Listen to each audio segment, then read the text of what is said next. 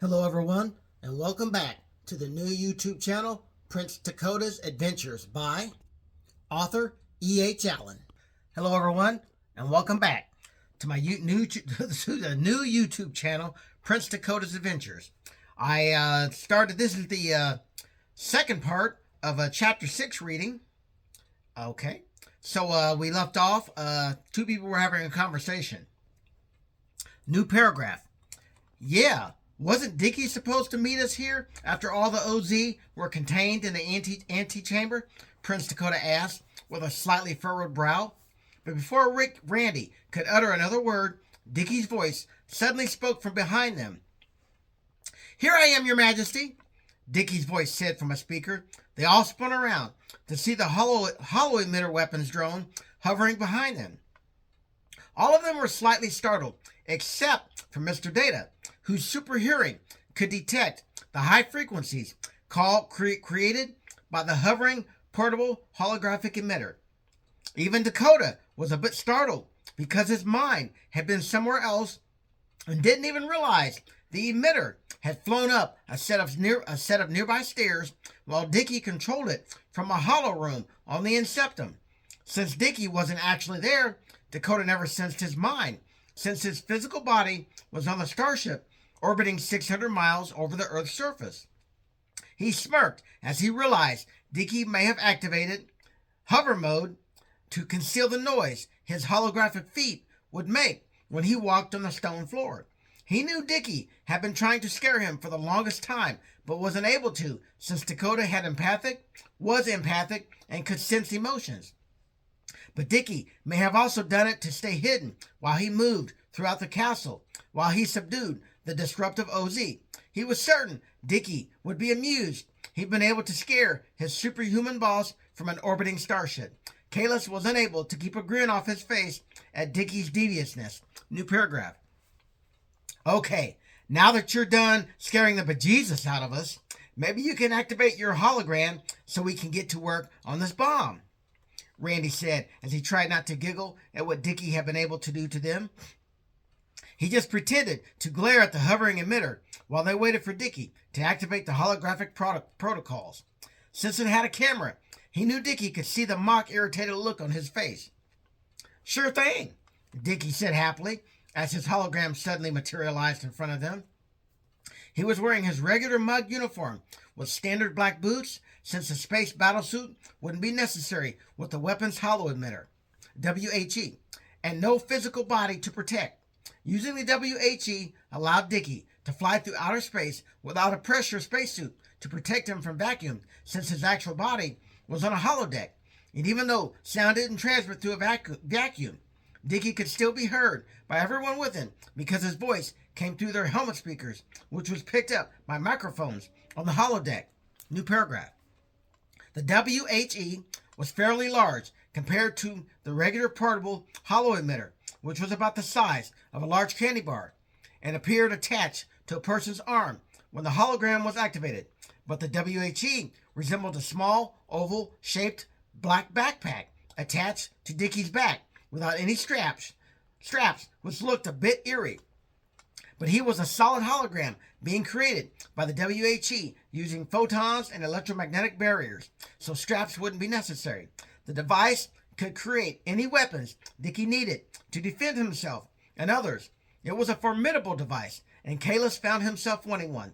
The OZ soldiers had no chance once Dickie started hunting them, and they thought they had the upper hand until the Mugs and Dickie started beating them down one by one. Had it been a movie production, it would have been hilarious. New paragraph. Okay, now that Dickie has completed his magic act and appeared before us, now maybe we can get down to business, Malcolm said with a hint of smarminess as he struggled to keep a straight face as Dickie just narrowed his eyes at him. Even though Malcolm was the superior mug, Dickie had no qualms about using his words to agitate him. Malcolm decided he'd go a bit easy on Dickie since he was pregnant. But after those quads were born, all bets would be off. Even though he was near term, there was no sign he was even pregnant. The hollow emitter had been programmed to hide the pregnancy whenever Dickie used the device. His holographic belly was as flat as a pancake, but back in the hollow room on the Inceptum, he was as plump as a watermelon. Everyone, I'm going to take a quick break, then I will continue. Welcome back. New paragraph. Touche, Malcolm, Dickie said with a hint of a smirk on his face as he contemplated a comeback against Malcolm's smarmy remarks. His three quad siblings, Nicky, Ricky, and Dee, were at different locations assisting with the other bombs. Nicky and Dee were in New York City, and Ricky was in Washington, D.C.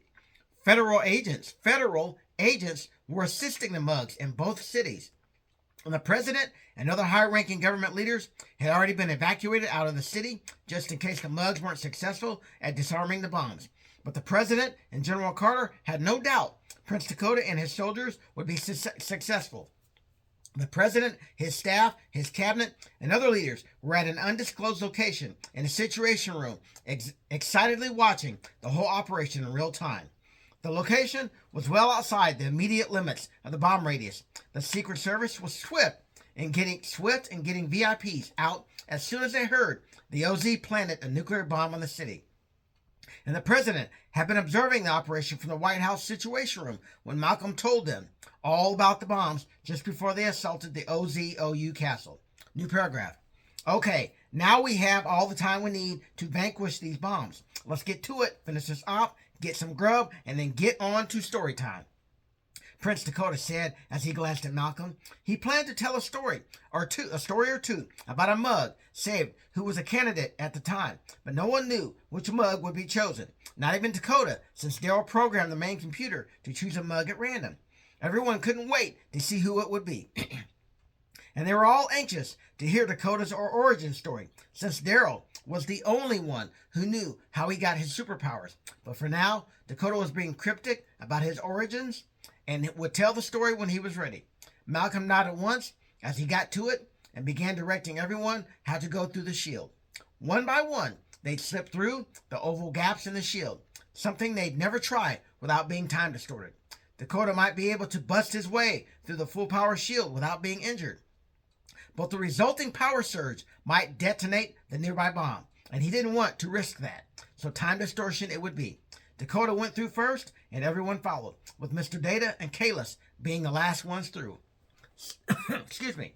Scene change. Everyone, I'm going to take a quick break, then I'll continue. Everyone, welcome back. Once again, a scene change.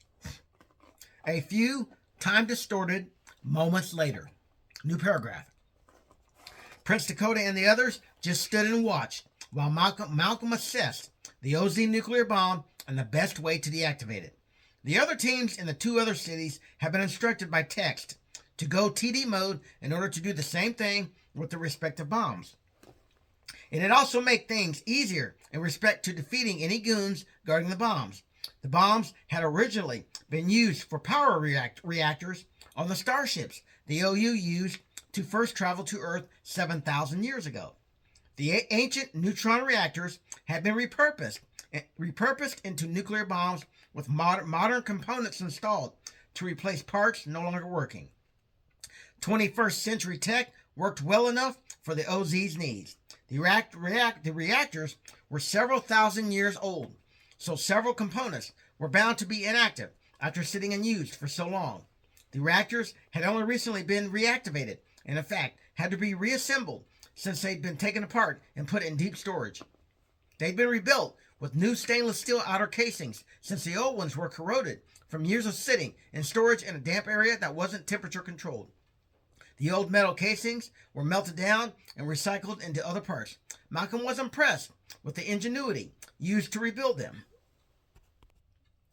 New paragraph. It almost looks like a French door fridge if you ask me, Dickie said as he looked the bomb up and down. It was roughly about the same size as a large refrigerator, with two side-by-side upper doors and two smaller doors on the bottom. There was a jet black touch control screen on the right door, and both doors were locked. The word locked was illuminated in red letters on the bottom of the screen. A countdown timer on the screen showed 00:03:58 in white digits, which meant 3 minutes 58 seconds remain. But the numbers were of course frozen since Dickie and Co. were time distorted. If they stood there for 3 hours, only 3 seconds on the clock would count down. They only needed to figure out how to either move the bomb or deactivate it. Prince Dakota was certain Randy and Malcolm already had a plan to get rid of this bomb. New paragraph. New paragraph. Well, gentlemen, what's your plan? Prince Dakota asked as he glanced at the two of them while they stood in front of the tall bomb. If he didn't know any better, it could be a refrigerator. It had a much longer depth than your standard big fridge, but had roughly the same height and width. Randy and Malcolm glanced at each other and smirked, and then they looked at Dakota and gave their answer. New paragraph. Q-tar, Malcolm said simply with a wry smirk. He lightly squeezed his energy baton as he gave the command.